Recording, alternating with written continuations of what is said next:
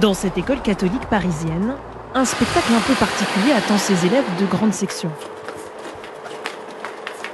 Après, il y a les chaises aussi, derrière, il y a les bancs.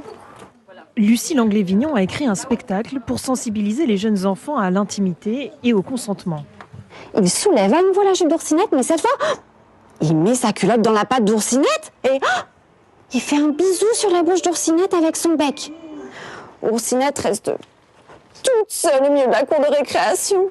Elle n'arrive plus à parler à cause du chagrin et de la colère dans son cœur depuis que Cantor a mis la patte dans sa culotte et fait un bisou sur sa bouche avec son bec. Les enfants apprennent à identifier les comportements interdits et à poser leurs limites. Tes fesses, ta zézette, mais aussi ta bouche, ce sont tes parties intimes.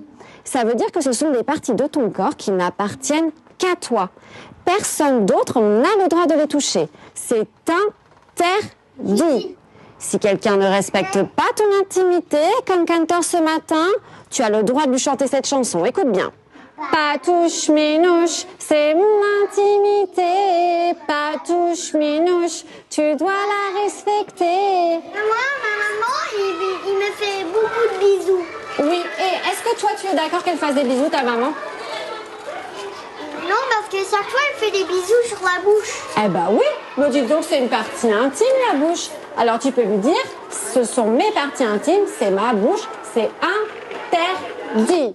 Oui, il y a souvent effectivement des choses qui émergent pendant la représentation. C'est pas forcément l'idée que nous, on pourrait avoir les adultes d'un enfant qui vient me voir à la fin de la représentation pour parler. Non, c'est pas comme ça que ça se passe avec les enfants. C'est très spontané. Et c'est intéressant aussi parce que ça permet de rebondir, même d'expliquer aux autres enfants.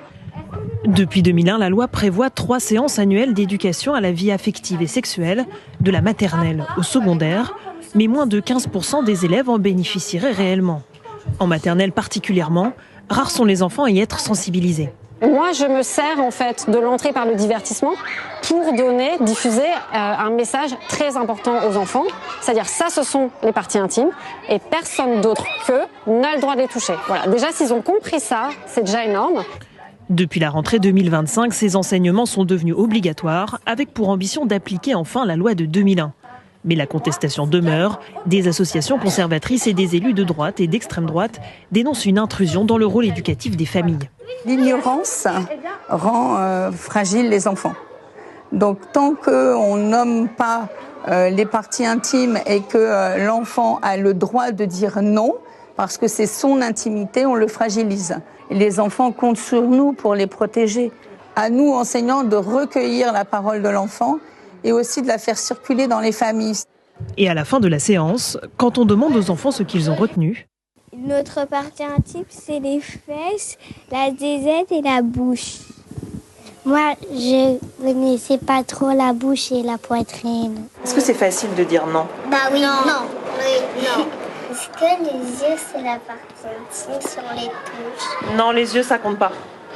Les yeux, ça va. Après, ça fait mal de mettre le doigt dans l'œil. Sauf si on met à côté. Parfois, Oui. mais là, aussi on fait sans le faire exprès. C'est vrai.